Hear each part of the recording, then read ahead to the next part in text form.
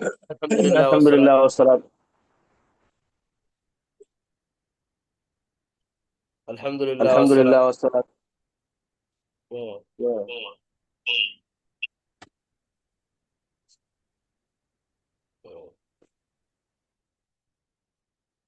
الحمدللہ والصلاۃ والسلام علی رسول اللہ وبعد۔ میری بات آپ کلیئر ہے؟ جی استاد۔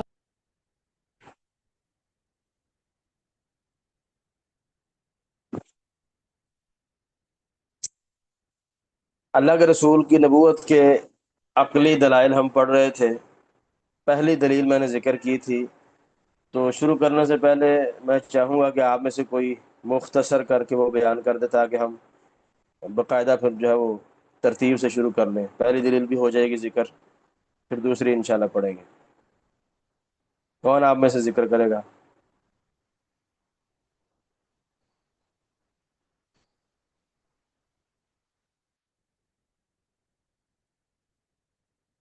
کوئی بھی نہیں ہے؟ کسی کو علم نہیں ہے؟ سامنے لکھی ہوئی ہے۔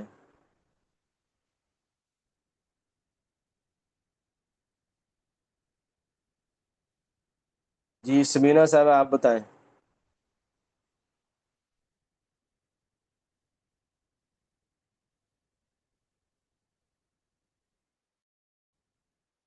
آواز آ رہی ہے آپ کو؟ جی سر، آ استاد رہی ہے۔ ہاں تو کوئی بتایا نا، کوئی بھی نہیں بتانے کی جسارت کر رہا۔ السلام علیکم ورحمۃ اللہ سر۔ وعلیکم السلام، جی بتائیں۔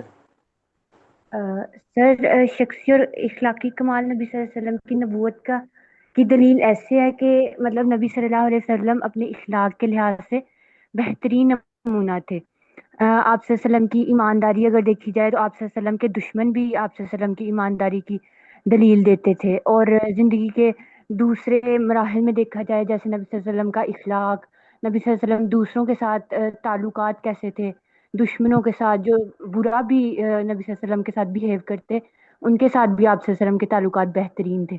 تو اس طرح زندگی کے مختلف ادوار میں دیکھا جائے کہ نبی صلی اللہ علیہ وسلم کی شخصیت اپنے کمال تک تھی، اور دشمن بھی اس چیز کی گواہی دیا کرتے تھے۔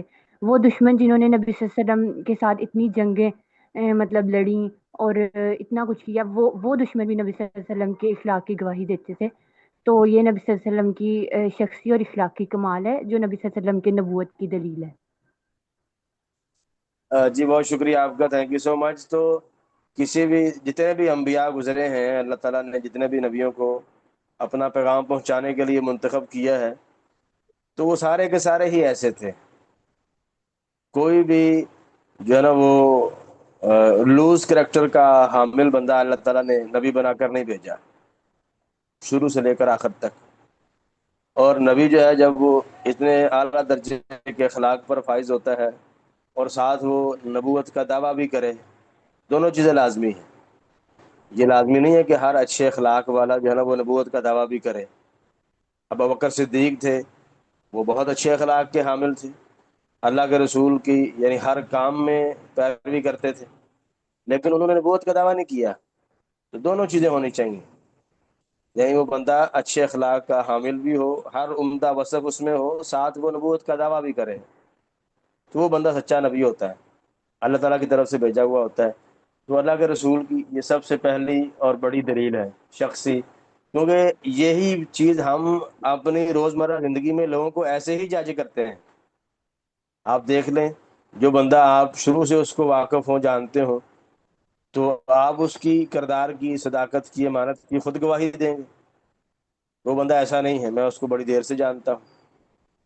تو یہی سیم بات اللہ کے رسول کے حوالے سے اللہ تعالیٰ نے ذکر کیا ہے قرآن مجید میں کئی جگہ پر، کہ تم تو اپنے نبی کو جانتے ہو، عمر کا ایک عرصہ اس نے تمہارے درمیان گزارا ہے، تم پھر بھی اس کی جھٹلاتے ہو، یا تو وہ خود قریش مکہ بھی جانتے تھے کہ اللہ کا رسول جھوٹ نہیں ہے، لیکن ان کی سرداری جا رہی تھی، ان کی چودراہٹ ختم ہو رہی تھی۔ ظاہری بات ہے جب ایمان لے آتے تو چودراہٹ چلی جاتی، اللہ کے رسول کی جو ہے بات ماننی پڑتی، آپ کو فالو کرنا پڑتا۔ لیکن بہرحال، تو یہ سب سے بڑی دلیل ہے جس سے کسی بھی انسان کی جانچ ہو سکتی ہے سچے اور جھوٹے ہونے کی۔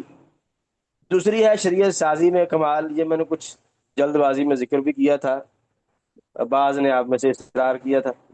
تو بہرحال میں مزید اس کو ذرا واضح کرنا چاہتا ہوں کہ جو شریعت اللہ کے رسول لے کر آئے تھے اور جس کے بارے میں آپ نے دعویٰ کیا کہ یہ اللہ تعالیٰ کی طرف سے مجھ پر نازل ہوئی ہے، قرآن مجید ہو یا سنت ہو، کیونکہ دونوں اللہ تعالیٰ کی طرف سے نازل ہوئے، اب یہ شریعت اپنے اندر جو ہے پوری دنیا کے اصلاح کو لیے ہوئے ہے، اس میں پوری انسانیت کی اصلاح بھی ہے اور بقا بھی ہے۔ اب عقلی طور پر یہ بالکل امپاسبل ہے، ناممکن بات ہے کہ جو بندہ نہ پڑھنا جانتا ہے، نہ لکھنا جانتا ہے، نہ اس نے کوئی اتنے جو ہے وہ سفر کیے ہیں دور دراز علاقوں کے، کہ مکہ سے ادھر جا رہا ہو، کوئی مکہ سے ادھر جا رہا ہو، نہ کوئی تجارتی کوئی اس کا چکر تھا، نہ ہی کوئی اس کے ساتھ کسی دوسری قوموں کے، یہودیوں کے، عیسائیوں کے، دیگر اقوام سے اس کے کوئی تعلقات تھے، کوئی ایسی بات بھی نہیں تھی۔ اور جو اس نے دین پیش کیا ہے، جو شریعت، جو زندگی گزارنے کا طریقہ پیش کیا ہے، وہ تمام ادیان سے جو موجودہ ہیں، یہودیت ہو، عیسائیت ہو، دیگر جو ہے وہ جو ادیان باطلہ ہیں، جتنے بھی ہیں، سب سے بڑی شریعت، سب سے بڑے احکامات جو ہر شعبہ زندگی پر محیط ہے، انسان کی ذاتی زندگی کے بارے میں، ایسے ہی اس کی جو معاشی زندگی ہے اس کے بارے میں، اس کی نفسیاتی زندگی کے بارے میں، اس کا اللہ سے تعلق، اس کا کائنات سے تعلق، معاشرے سے تعلق، کاروبار کے معاملات، نکاح و طلاق کے معاملات، عبادات کے معاملات، عدالتی سسٹم، سیاسی معاملات، وراثت کے احکامات، تو جتنے بھی ہیں، اب کتنے احکامات ہیں قرآن و سنت میں جو زندگی کے ہر شعبہ پر محیط ہے، اخلاقیات کے بارے میں بے شمار ہے، سزاؤں کے بارے میں، حدود کے بارے میں، ایسے ہی گواہی کا سسٹم، زندگی کے ہر شعبہ میں آپ کی رہنمائی موجود ہے، اور جو آپ نے رہنمائی کی ہے وہ کمال درجہ کی ہے، جس میں انسانیت کی اصلاح ہے، اس کی بقا ہے، اس میں روح کو زندگی ملتی ہے، انسان کی اپنی عقل کی عبادت ہے۔ تو اب یہ سارے کچھ اس میں، یعنی ان احکامات میں معاشرے میں عدل و انصاف قائم ہوتا ہے، ایک یعنی سیمپل ماڈل معاشرہ قائم ہوتا ہے اگر ان احکامات کو پریکٹیکلی جو ہے وہ لاگو کیا جائے فورس۔ تو اب اس میں اب اتنے احکامات جو اللہ کے رسول نے دیے ہیں جو زندگی کے ہر شعبہ پر محیط ہیں، اور اگلی بات جو کبھی تبدیل نہیں ہوں گے، قیامت تک رہیں گے، اور دنیا میں آنے والے اربوں خربوں انسانوں کے لیے حکم ہے، اور اس حکم سے اچھا کوئی حکم ہو سکتا نہیں ہے، چاہے وہ امریکہ ہو، افریقی ہو، کوئی بھی ہو، ہر نسل کے بندے کے لیے اللہ کے رسول کا یہ حکم ہے اور کبھی تبدیل نہیں ہوگا۔ تو اتنے سارے احکامات دینا جو زندگی کے ہر شعبہ سے متعلق ہوں اور کبھی تبدیل نہ ہو، قیامت تک باقی رہیں، اور اس سے اچھا کوئی حکم نہ ہو، یہ انسان کے بس میں ہے ہی نہیں۔ اس کی میں نے آپ کو مثال دی تھی کہ دنیا میں پارلیمنٹ قائم ہے، ہر ملک کی اپنی پارلیمنٹ ہے، تو پارلیمنٹ میں قانون سازی ہوتی ہے، لوگ جو ہے قانون بناتے ہیں، جو منتخب نمائندان ہوتے ہیں لوگوں کی طرف سے، نمائندے، وہ قانون بناتے ہیں اکٹھے مل کر، مختلف یعنی اپنے اپنے ملکوں میں لاگو کرنے کے لیے۔ اب وہ قانون بناتے ہیں، 200 300 400 بندہ جو ہے قانون بناتا ہے چند افراد پر لاگو کرنے کے لیے، 1 کروڑ افراد پر، 40 لاکھ پر، 50 لاکھ پر، یا ہمارے ملک میں اگر بات کریں تو 24 25 کروڑ پر۔ تو ان کے لیے قانون سازی ہوتی ہے، اور قانون بناتا کتنے قانون بنتے ہیں؟ ایک قانون بنتا ہے، اور اس کے بارے میں کتنی جگہ ڈیبیٹ ہوتی ہے، 300 400 بندہ ڈیبیٹ کرتا ہے۔ ہمارے قانون کی بات کریں، پہلے پارلیمنٹ میں ڈسکس ہوتی ہے، پھر سینٹ میں ہوتی ہے، یعنی کم از کم جو ہے وہ 800 700 800 بندہ جو ہے ایک قانون کے بارے میں معلومات لیتا ہے، اپنی اگر رائے ہو تو رائے دیتا ہے، پھر اس کے بارے میں ڈسکشن ہوتی ہے، پھر جو ہے اس کے جو نیگیٹو پازیٹیو پوائنٹ دیکھے جاتے ہیں، پھر اس کو جا کے پاس کیا جاتا ہے، اور یہ قانون کس کے لیے بن رہا ہے؟ صرف پاکستان کی عوام کے لیے۔ اور کیا ساری زندگی قائم رہے گا؟ بالکل بھی نہیں۔ کچھ عرصہ بعد وہی قانون جو ہے ناقابل عمل ہو جاتا ہے، چینج کرنا پڑ جاتا ہے کہ وہ قانون جو ہے وہ ٹھیک نہیں تھا، یا اب وہ چینج کرنا پڑ گیا، اب نیا بنانا پڑے گا، صورتحال مختلف ہو گئی۔ انسان کی تو اوقات یہ ہے کہ 300-400 بندہ قانون بنا رہا ہے، اور محدود افراد کے لیے، اور ایک قانون، اور وہ بھی چل نہیں پا رہا، چینج کرنا پڑ رہا ہے۔ اللہ کے رسول نے تو لاکھوں قوانین دیے، اللہ کے رسول نے تو لاکھوں قوانین دیے ہیں، عبادات سے متعلق ہیں، نماز، روزہ، حج، زکوٰۃ۔ اب یہ آپ یہی دیکھ لیں کتنے ہیں۔ پھر آپ لگا لیں کاروبار سے کتنے احکامات ہیں، نکاح و طلاق کے کتنے ہیں، قسم اٹھانے کے احکامات ہیں، ذبح کے احکامات ہیں، عدالتی سسٹم کے احکامات ہیں، سیاست کے احکامات ہیں، یعنی ہر شعبہ زندگی میں ہے۔ تو کیا یہ کوئی انسان کر سکتا ہے؟ انسان کے بس میں ہے ہی نہیں، انسان کی اتنی اوقات ہی نہیں، وہ اس قدر جو ہے وہ۔ اور ویسے بھی اللہ تعالیٰ کا جو فیصلہ ہے، اور یہ بڑا اہم نقطہ ہے، اگر پاکستانی پارلیمنٹ قانون بنائے گی تو جو پارلیمنٹ میں بیٹھے افراد ہیں وہ اپنی مصلحت مقدم رکھیں گے، وہ کبھی ایسا قانون نہیں بنائیں گے جو ان کے اپنے خلاف جا رہا ہو، جس کے ضد میں وہ خود آ رہے ہوں، ایسا کبھی قانون نہیں بنائیں گے۔ اللہ تعالیٰ جی جو احکامات ہیں وہ اس سے ماوراء ہیں، وہ اس سے اوپر ہیں۔ جو اللہ نے قانون دیا ہے اس کے سامنے پوری انسان، سارے انسان برابر ہیں۔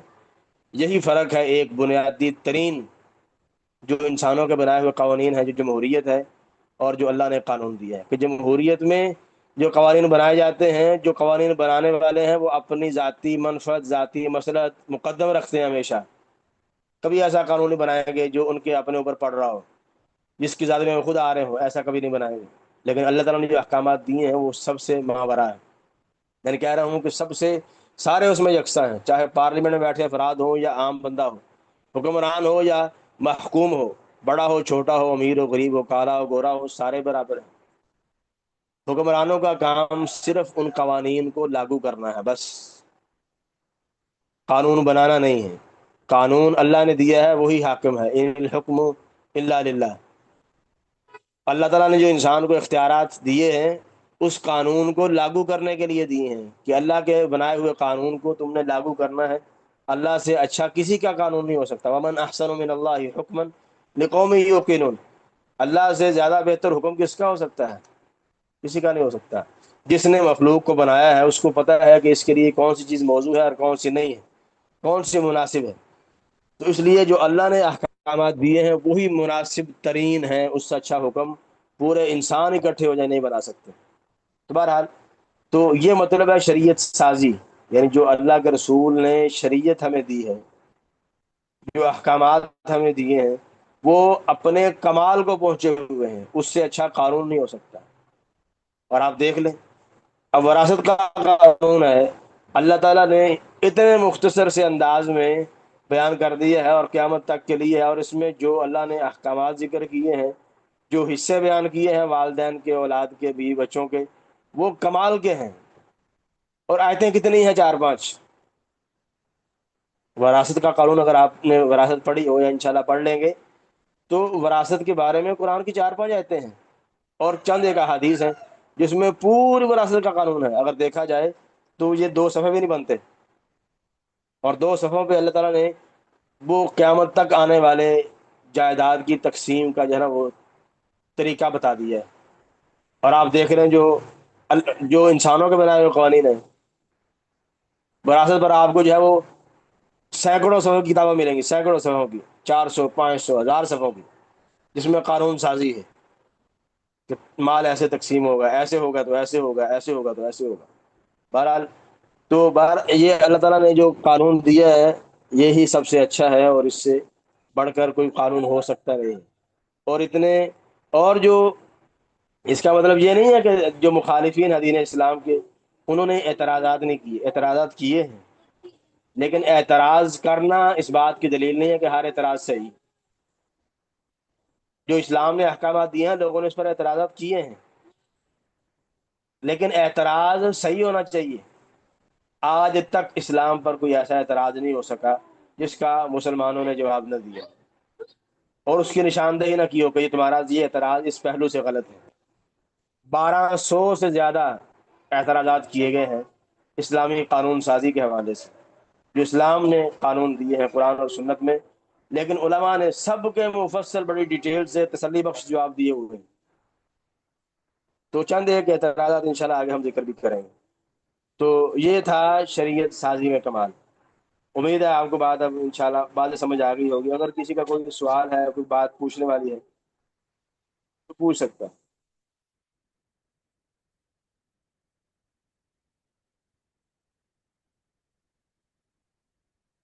جی واضح ہے؟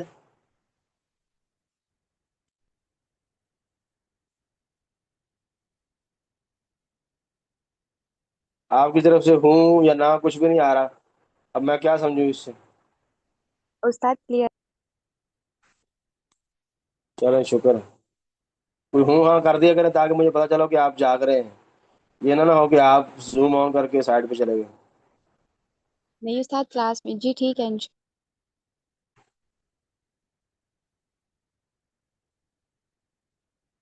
آگے جو اگلی دلیل ہے کہ اللہ کے رسول نے زندگی میں ایسے کچھ کام کیے ہیں جن سے واضح طور پر یہ پتہ چلتا ہے کہ یہ کام آپ نے اپنی ذاتی فائدے کے لیے نہیں کیے، بلکہ اس میں آپ کا مقصد جو ہے وہ کوئی اور ہے۔ اور یہ ایک نہیں ہے، بہت ساری ایسی مثالیں موجود ہیں کہ آپ نے کچھ ایسے اعمال سر انجام دیے ہیں کہ جس سے پتہ چلتا ہے کہ آپ کو کسی کی مدد، کسی کی نصرت، کسی کی سپورٹ حاصل تھی، اور آپ صرف اس کی طرف سے پہنچانے والے ہیں، مبلغ ہیں بس۔ تو اب اللہ کا رسول کی اس کی مثالیں بے شمار ہیں، چند ایک مثالیں میں آپ کو پیش کرتا ہوں، آپ کو واضح ہو جائے گا انشاءاللہ۔ مثلا سب سے پہلی بات کہ اللہ کے رسول نے جو ہے وہ بغیر کسی شک شبے کے، تردد کے یہودیوں کو، عیسائیوں کو کافر کہا، ان کے دین سے، مکہ کے کافروں کی بت پرستی سے برات کا اظہار کیا، ان کو دعوت دی، اور ان کے شرک کی ہمیشہ تردید کی، اور ببانگ دہل کی، ڈنکے کی چوٹ پر، اور ان کو بیوقوف اور جاہل کہا کہ تم جاہل ہو، بیوقوف ہو، ان بے جان چیزوں کے آگے جھک رہے ہو، جو اپنا تو کیا یعنی تمہارا تو کیا اپنا بھی کچھ نہیں کر سکتی۔ اور آپ نے بڑے واضح انداز میں کہا، اور بلکہ ان کو یہ تک کہہ دیا کہ تم عنقریب مغلوب ہو جاؤ گے، میں تم پر غالب آؤں گا۔ سورہ قمر میں موجود ہے، آپ پڑھے سیہزم الجمع ویولون الدبر، کہ تم عنقریب جو ہے وہ غالب مغلوب ہو جاؤ گے، میں تم پر غالب آؤں گا، مجھے اللہ تعالیٰ جو ہے مدد دے گا، نصرت دے گا۔ تو اور اس طرح کی مثالیں قرآنی آیات بے شمار ہیں۔ اگر اللہ کا رسول جو ہے اپنے اس دعوے میں جھوٹے ہوتے نبی ہونے میں، تو اتنے وثوق کے ساتھ، اتنے یقین کے ساتھ آپ کیسے یہ بات کر سکتے ہیں کہ آپ کافروں کے بارے میں ان کا مستقبل بتا رہے ہو کہ تمہارا مستقبل بڑا تاریک ہے، تم جو ہے مجھ سے شکست کھاؤ گے، بڑی جو ہے وہ عبرتناک شکست کھاؤ گے۔ ہوتا کیا ہے، جو عادتاً روٹین میں یہ ہوتا ہے کہ جو بندہ جھوٹا ہوتا ہے نا، وہ اتنے یقین سے بات نہیں کرتا، وہ اپنے لیے جو ہے وہ راستہ چھوڑتا ہوتا ہے کہ مجھے جو ہے وہ پتلی گلی سے نکلنے کا موقع بھی مل سکے اگر میری بات جھوٹی نکلی۔ اتنے یقین کے ساتھ، اتنے وثوق کے ساتھ، بغیر تردد کے، بغیر شک کے وہی بندہ بات کرتا ہے جو جھوٹا نہ ہو، سچا ہو، اور اس کو پتا ہو کہ میری سپورٹ، میری مدد اللہ کی طرف سے ہو رہی ہے۔ تو ایسی مثالیں قرآن مجید میں بے شمار پڑھی۔ جیسے میں نے آپ کو ایک مثال دی ہے کہ اللہ کے رسول نے کافروں کو ان کے انجام کی خبر دی کہ ان قریب تم شکست کھانے والے۔ اور ایک بڑی دلچسپ مثال کہ اللہ کے رسول نے ابو لہب کے بارے میں کہا۔ اب ایک ہوتا ہے بندہ اپنے بارے میں کروں اپنے بارے میں بات کہ کل کو میں یہ کروں گا، پرسوں میں یہ کروں گا، تو میں نے کرنا ہے نا، تو میں کچھ نہ کچھ آگے پیچھے مینج کر سکتا ہوں۔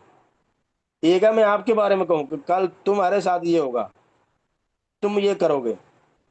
اب یہ بڑا مشکل ہوتا ہے کہ آپ دوسرے بندے کے مستقبل کے بارے میں بتائیں۔ اپنے بارے میں تو بندہ کہنا پھر بھی آسان ہے، دوسرے کے بارے میں کہنا مزید مشکل ہے۔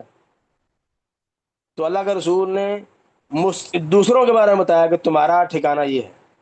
جیسے ابو لہب کے بارے میں کہا، تبت یدا ابی لہب وتب ما اغنی عنہ مالہ وما کسب۔ اب یہ ابو لہب کے بارے میں کہا کہ تیرے ہاتھ ٹوٹ جائیں، تو تباہ و برباد ہو جائے۔ سیصلی نارا ذات لہب، یہاں آپ نے اس کو یہ خبر دی کہ تو عنقریب شعلوں والی آگ میں داخل ہوگا۔ اب یہ ابو لہب کے مستقبل کے بارے میں آپ نے بتایا۔ اب مورخین سیرت نگار لکھتے ہیں کہ اس آیت کے، اس صورت کے نازل ہونے کے بعد کئی سال تک ابو لہب زندہ رہا۔ اللہ کے رسول یہ آیات پڑھتے تھے، ابو لہب کے جہنم میں جانے والی، صحابہ کرام بھی پڑھتے تھے، ابو لہب کو بھی پتا تھا، عربی دان تھا، ابو لہب کو بھی پتا تھا کہ یہ نبی اور اس کے ماننے والے میرے بارے میں یہ کہتے ہیں کہ میں جہنم میں جاؤں گا۔ اگر ابو لہب جٹلانا چاہتا آپ کو تو صرف اتنا کہتا کہ میں کلمہ پڑھتا ہوں، اب تمہاری اس آیت کا کیا بنے گا؟ تم تو کہہ رہے ہو میں جہنمی ہوں، میں نے کلمہ پڑھ لیا۔ لیکن جس اللہ نے یہ آیات اتاری تھیں اس کو پتا تھا کہ یہ بدبخت یہ زبانی کلام میں جھوٹا موٹا بھی کلمہ نہیں پڑے گا، اور نہیں پڑھا اس نے، اور یہ کئی سال تک یہ صحابہ کرام یہ پڑھتے رہے۔ اب کسی اور کے بات میں یہ کہنا کہ تم جہنم میں جاؤ گے اور کفر پر ہی مرو گے، اب یہ کوئی آسان کام ہے؟ بالکل آسان نہیں۔ یہ وہی کر سکتا ہے جس کو اللہ کی طرف سے خبر آتی ہو، غیب کی بات آتی ہو، جو اللہ کا رسول اللہ تعالیٰ نے اللہ تعالیٰ کے بتانے سے یہ ہو سکتا ہے۔ ایسے ہی ایک اور بڑا دلچسپ واقعہ کہ اللہ کے رسول جب یہ آیتیں نازل ہوئی سورہ مائدہ کی، یا ایھا الرسول بلغ ما انزل الیک من ربک، اس سے آگے آتا ہے واللہ یعصمک من الناس، کہ اللہ تعالیٰ جو ہے وہ آپ کو لوگوں سے بچائے گا۔ تو آپ نے کیا کیا؟ آپ اس سے پہلے جو ہے وہ اپنا کو پہرے دار رکھتے تھے جو آپ کا پہرا دیتا تھا۔ جب یہ آیتیں نازل ہوئی تو آپ نے کہا کہ پہرے دار کو بلایا کہ تم جاؤ، اللہ تعالیٰ جو ہے میری حفاظت خود کرے گا، مجھے اپنے دشمنوں سے، یعنی میرے دشمنوں سے مجھے بچائے گا۔ اب کیا جھوٹا آدمی، آپ سے میرا کوشچن ہے، کیا جھوٹا آدمی ایسا کرتا ہے؟ اور ایسا بندہ جس کے دشمن ہی بہت ہوں۔ اب مدینہ منورہ میں رہتے ہوئے آپ کے کتنے دشمن تھے؟ منافقین آپ کے دشمن تھے، جان کے پیچھے پڑے ہوئے تھے، یہودی آپ کے دشمن تھے، مکہ کے کافر آپ کو دشمن تھے۔ تو اتنے دشمن ہونے کے باوجود ایک بندہ جو ہے وہ بجائے اپنی سیکورٹی بڑھانے کے، اس کو فول پروف بنانے کے، وہ کہہ رہا ہے کہ تم جاؤ، چلے جاؤ، میرا اللہ مجھے بچا لے گا۔ تو ایسا بندہ کون کر سکتا ہے جو واقعتاً اللہ کا ہو، جو سچا ہو؟ جھوٹا بندہ جو ہے وہ اپنی سیکورٹی بڑھاتا ہے، کم نہیں کرتا۔ اس کو تو لالے پڑے ہوتے ہیں کہ کہیں ادھر سے کوئی تیر نہ آ جائے، ادھر سے گولی نہ آ جائے اور میری جان چلی جائے۔ یہ بندہ وہی کام کر سکتا ہے جو اپنے پہرے دار کو، جو پہلے سے ایک آدھ موجود ہے کہ تم بھی چلے جاؤ، میرا اللہ مجھے بچائے، جو واقعتاً اللہ کی طرف سے بھیجا گیا ہو۔ ایسے ہی اللہ کے رسول جو ہے وہ مثلا اب آپ کا بیٹا ابراہیم رضی اللہ عنہ وہ فوت ہوئے، اور اسی دن سورج گرہن ہوا جس دن وہ فوت ہوئے۔ صحابہ کرام نے سمجھا کہ سورج گرہن جو ہے یہ ابراہیم علیہ السلام کی، ابراہیم رضی اللہ عنہ کی وفات کی وجہ سے ہوا ہے۔ تو اللہ کے رسول چاہتے تو اس واقعے کو اپنے لیے کیش کروا سکتے تھے، لیکن آپ نے فوراً اس غلط عقیدے کی تردید کی اور فرمایا کہ یہ سورج گرہن، چاند گرہن اللہ کے حکم سے ہوتا ہے، یہ کسی کے مرنے یا زندہ ہونے سے اس کا کوئی تعلق نہیں ہے۔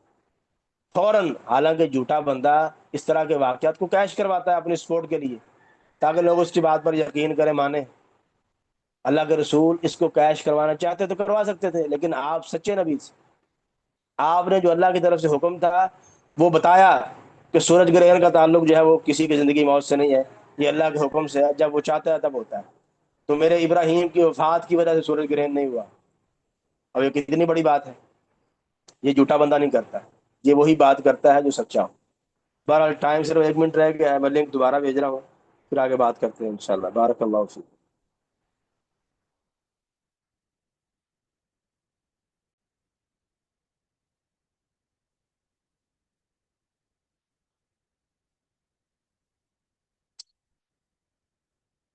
الحمد للہ والصلاۃ والسلام علی رسول اللہ وبعد۔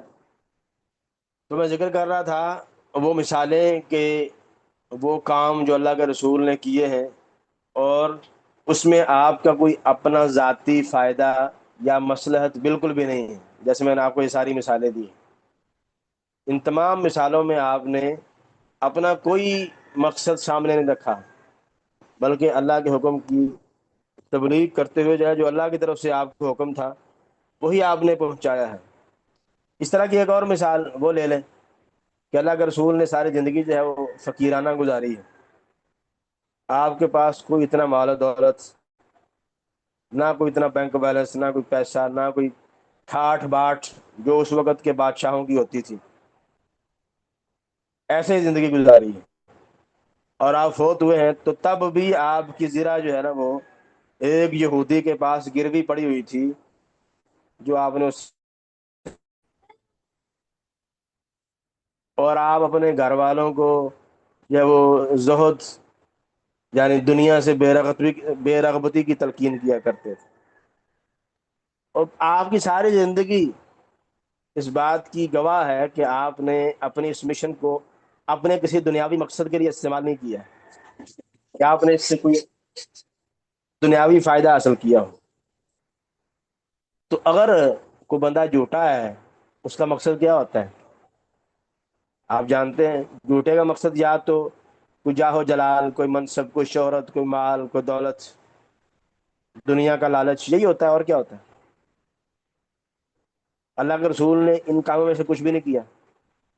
اپنے دعوت کو، اپنے پیغام کو، افرادی قوت کو، اپنے پیروکاروں کو کوئی ایسے مشن کے لیے روانہ نہیں کیا کہ جس میں آپ کا اپنا فائدہ ہو، کہ دنیا کا جاہ و جلال، منصب، مال و دولت جس میں حصول آپ کا مقصد ہو. ایسا بالکل بھی کیا.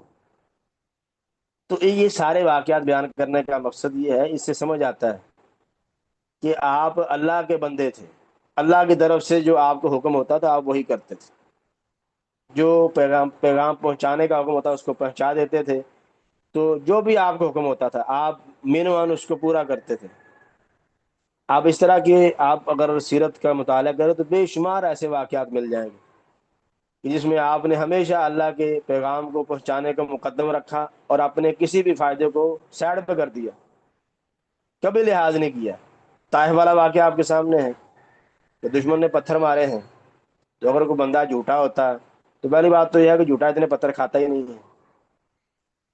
پتھر کھا کر بھی آپ نے بجائے جو ہے وہ ان پر بد دعا کرنے کے ان کے لیے ہدایت کی دعا کی، اور ایسی کوئی بات نہیں کی کہ جس میں جو ہے وہ یہ لگے کہ آپ ان کو تباہ و برباد کرنے لگے. تو بہرحال بے شمار ایسے واقعات آپ کو سیرت کی کتابوں میں مل جائیں گے اللہ کے رسول کی حوالے سے کہ آپ نے بے شمار کام کیے ہیں جس میں اپنا ذاتی کوئی فائدہ آپ کا نہیں تھا.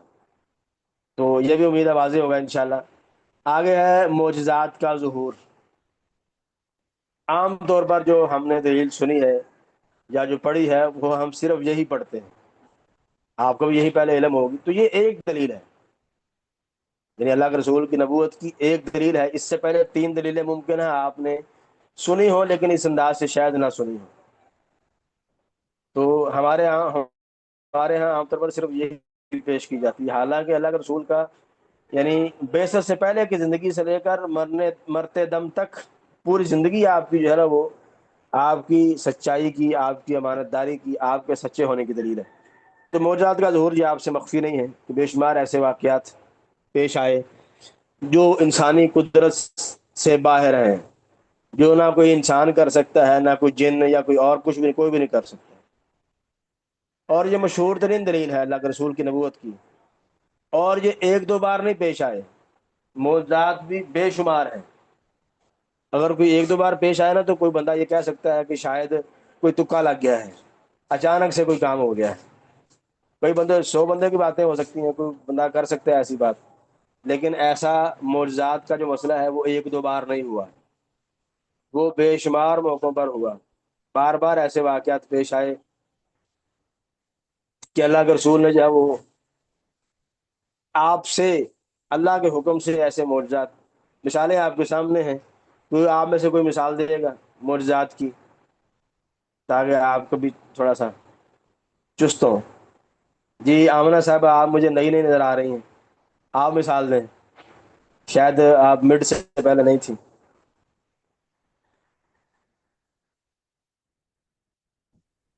السلام علیکم. اللہ کا رسول. وعلیکم السلام. معجزات کی کوئی مثال معجزات میں سے؟ سر رسول اللہ صلی اللہ علیہ وسلم کے معجزات میں سے جیسے ایک بہت جو فیمس، جو سب سے بڑا ایک ہے شق کمر کا، وہ ایک ایسا ہے کہ بالکل وہ سب لوگ مطلب اس میں کوئی بھی نہیں کر سکتا، اور وہ ایک بہت بڑی دلیل ہے۔ جی بالکل، بہت شکریہ آپ کا۔ اب شق قمر جو ہے، جو اب یہ کائنات اللہ نے بنائی ہے، اس کائنات میں قوانین بھی اللہ نے لگائے ہیں۔ تو اب اللہ تعالیٰ نے یہ قانون بنایا کہ چاند جو ہے وہ دو ٹکڑے نہیں ہوگا، جڑا رہے گا، لیکن اللہ نے اپنے نبی کی نبوت کے لیے، یا نبی کی نبوت کو ثابت کرنے کے لیے، نبوت کی دلیل کے طور پر اسی چاند کو دو ٹکڑے کر دیا۔ تو اللہ کا حکم ہے، جس اللہ نے اس کو جوڑا ہوا ہے وہی اللہ اس کو توڑ بھی سکتا ہے، تو اس کے لیے کوئی مشکل نہیں ہے۔ جب ہم یہ بات مانتے ہیں، ہم نے یہ بات دلائل سے ثابت کی ہے کہ اس کائنات کا کریٹر ہے، بنانے والا ہے، تو اس نے ایسی اربوں خربوں چیزیں بنائی ہیں، تو اس کے لیے کیا توڑنا مشکل ہے؟ کوئی مشکل نہیں۔ تو اس لیے یہ شق قمر والا واقعہ بہت بڑی دلیل ہے اللہ کے رسول کی، جس کا ذکر قرآن مجید میں بھی ہے۔ اقتربت الساعۃ وانشق القمر، سورہ قمر کی پہلی آیت ہے۔ ایسے ہی اور کوئی واقعہ معجزہ اللہ کے رسول کا؟ جی آسیہ سر صاحبہ، ازوا صاحب، جی سر میں ہی جی ایک اور سر، بتانا چاہوں گی، وہ جو تھا جی جی جو گٹھلی کے بغیر کھجور کا درخت بن گیا تھا، اور وہ ایک بہت بڑی دلیل تھی رسول اللہ صلی اللہ علیہ وسلم کے سچے ہونے کی، ایک انہونی چیز تھی جو ہوئی تھی۔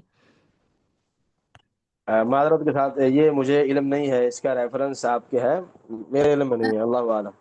سر میں نے اس کو ایکچولی سنا ہوا ہے سب سے زیادہ کہ اس وقت جو ایک کھجور ہے نا جو بغیر گٹھلی کے ہے، سعودی عرب میں ملتی ہے، تو اس کا میں نے یہ ریفرنس یہی نہیں سنا نہیں، ہوا ہے کہ وہ صحیح میرا نہیں ہے خیال یہ۔ ایسی کوئی بات نہیں ہے، آپ اس کو ذرا دوبارہ دیکھیں۔ سر میں انشاءاللہ تعالی اس کو سرچ کروں گی میں انشاءاللہ۔ جی جی، اور کوئی آسیہ صاحبہ؟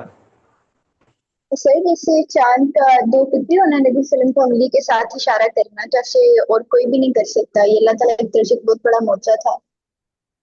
یہ تو آمنہ صاحبہ نے ذکر کر دیا ہے، آپ میرے خیال اس وقت سوئی ہوئی تھی۔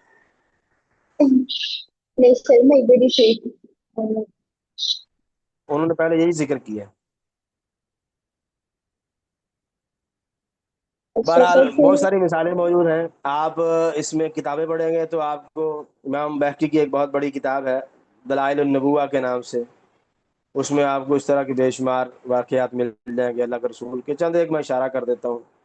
مثلا ان میں جیسے یہ شق قمر کا واقعہ ہے، ایسے ہی درختوں کا اپنی جگہ سے حرکت کرنا، اور اللہ کے رسول کے پاس آنا، پھر واپس اپنی جگہ پر چلا جانا۔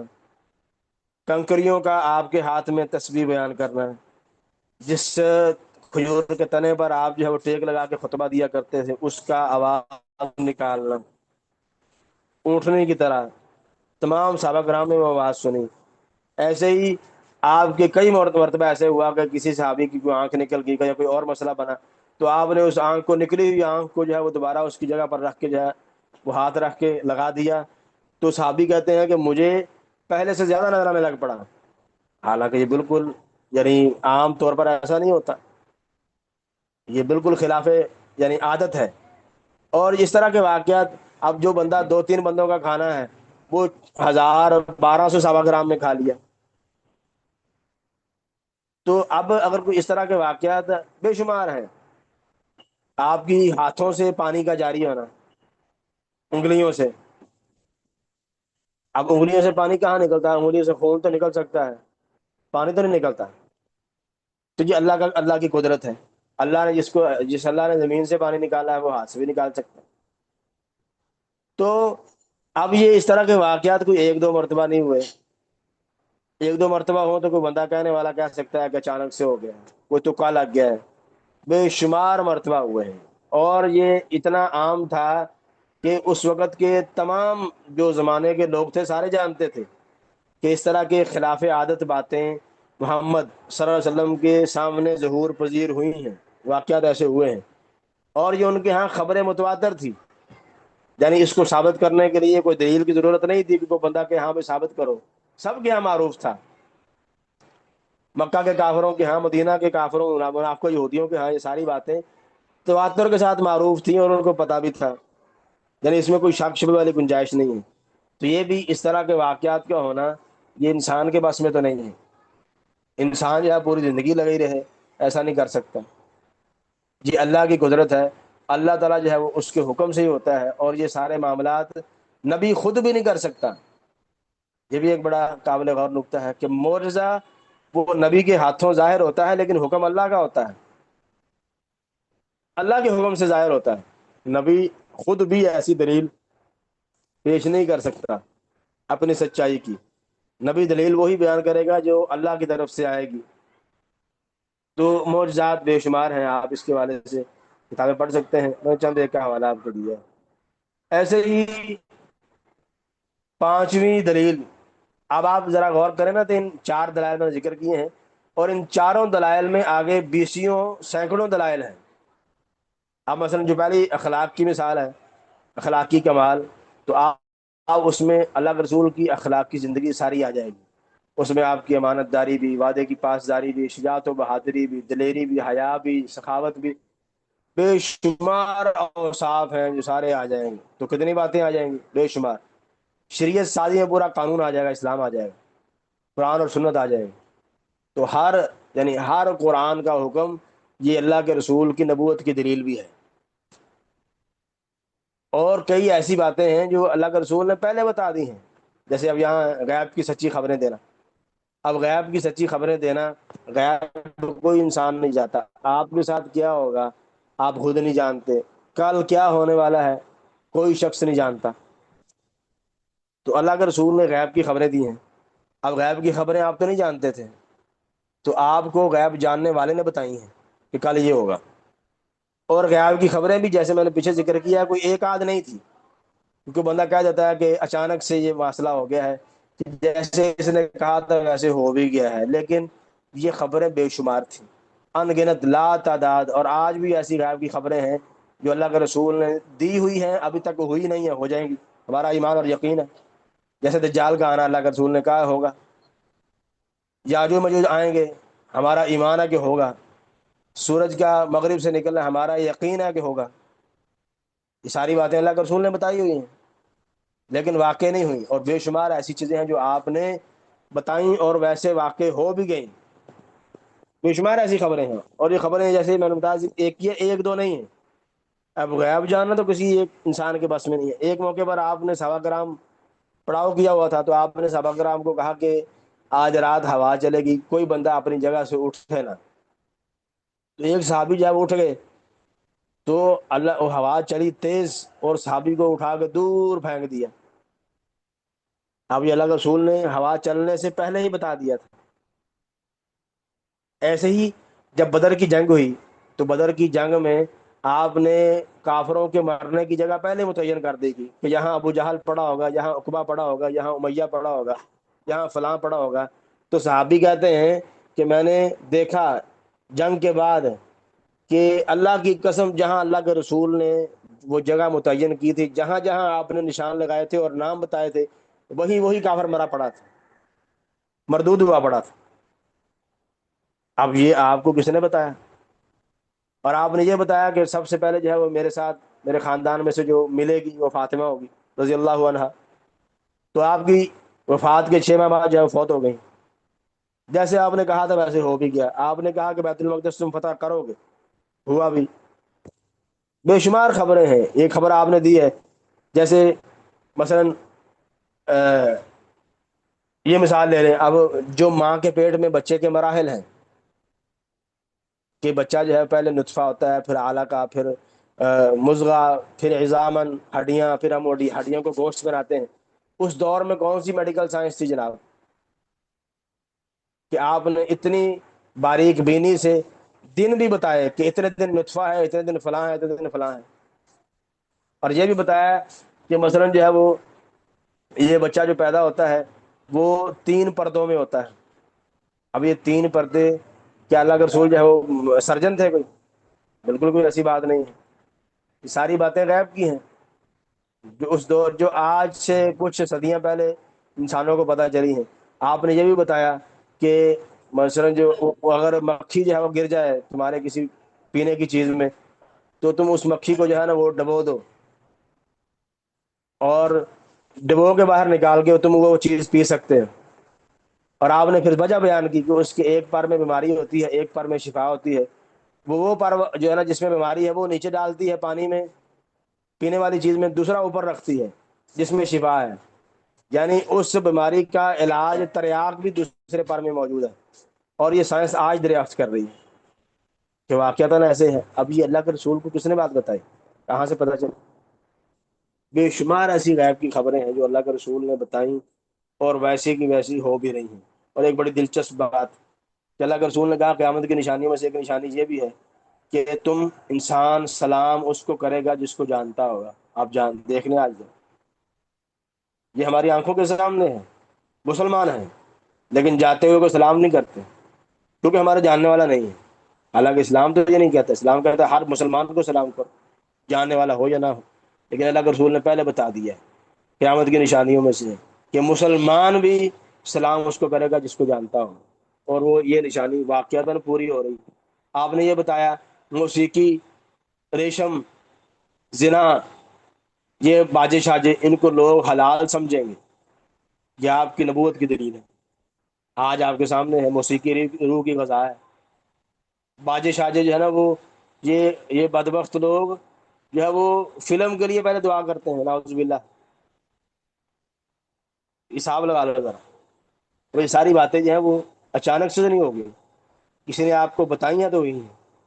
اس طرح کی خبریں قرآن بڑا بڑا ہے، احادیث بڑی پڑی ہیں. تو اور کیا دلیل چاہیے آپ کی نبوت کی، آپ کی رسالت کی؟ بے شمار غیب کی خبریں ہیں جو آپ نے دیں، جو ویسے کی ویسے آپ کی زندگی میں. آپ نے بتایا الف لام میم غلبت الروم، کہ رومی جہاں مغلوب ہوں گے. ابوبکر نے رضی اللہ تعالیٰ نے شرط لگائی کافروں سے کہ پہلے فارسی غالب آ گئے تھے تو اللہ کے رسول نے کہا فارسی مغلوب ہوں گے، رومی غالب آئیں گے. اور ویسے ہی ہوا جیسے اللہ کے رسول نے بتایا تھا، رومی غالب آئے اور یہ آپ کی زندگی میں ہوا. بے شمار باتیں آپ نے ایسی بتائیں. یہ آپ کے سامنے واقعہ ہے کہ جو دو بندے، پتہ نہیں وہ میرا خیال یہ خسرو تھا کیا تھا اس بادشاہ کا نام، جس نے دو بندے اپنے سفیر بھیجے کہ اللہ کے رسول کو کہ تم جو ہے سرنڈر کر کے میرے پاس آ جاؤ. اللہ کے رسول نے کہا کہاں سے آئے ہو؟ کہا فلاں سے، فلاں کی طرف سے آئے ہیں. تو اس نے کہا تمہارا بادشاہ تو مر گیا، جاؤ جا کے خیال کرو.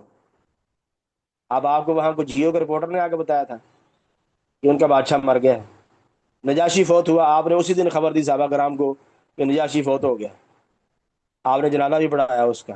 کہاں سے خبر آپ کو ملی؟ اس وقت تو یہ چیزیں نہیں ہوتی تھی، کوئی جدید ترین جو ہے یہ سسٹم خبریں پہنچانے والا کوئی بھی نہیں تھا. تو کہاں سے پتہ چلا؟ کس نے بتایا؟ بالکل بھی ایسا نہیں ہے. آپ نے جو ہے وہ کیا نام تھا، حاتب بن ابی بلتع، جس نے جو ہے بدر کے موقع پر غالباً یا احد شاید، یعنی جنگ میں یا احزاب کے، ہاں فتح مکہ کے بارے میں تھا، وہ اس فتح مکہ کے بارے میں آپ کی پلاننگ کے بارے میں جو ہے وہ انہوں نے مکہ والوں کو خط لکھ دیا. اللہ کے رسول کو خبر ہو گئی. کہاں سے آئی؟ آپ نے صحابہ کرام کو، خط علی کو، زبیر بن عوام کو بھیجا جاؤ خط لے کے آؤ،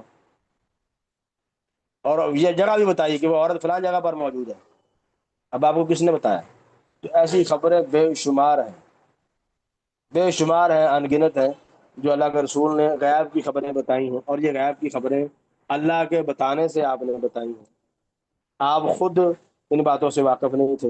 اور اگر احادیث پڑھیں گے، قرآن آیات پڑھیں گے، آپ کو اس طرح کی واقعات بے شمار مل جائیں گے. تو یہ اللہ کے رسول کی نبوت کی صداقت کی سب سے بڑی دلیلوں میں سے ہے. تو امید ہے یہاں تک آپ کے لیے بات واضح ہوگی. آگے جو ہے وہ قرآن کریم ہے جو بذات خود ایک بہت بڑی زندہ دلیل ہے جو ہمارے سامنے ہے. اور اس کی وضاحت انشاءاللہ میں اگلے لیکچر میں کروں گا کیونکہ اس کے لیے ایک پورا لیکچر چاہیے. تو باقی یہاں تک اگر کسی کو کوئی بات سمجھ نہ آئی ہو، کوئی پوچھنے والی بات ہو تو پوچھ سکتا ہے. بارک اللہ فیکم وجزاکم اللہ خیرا ونفع بکم. السلام علیکم.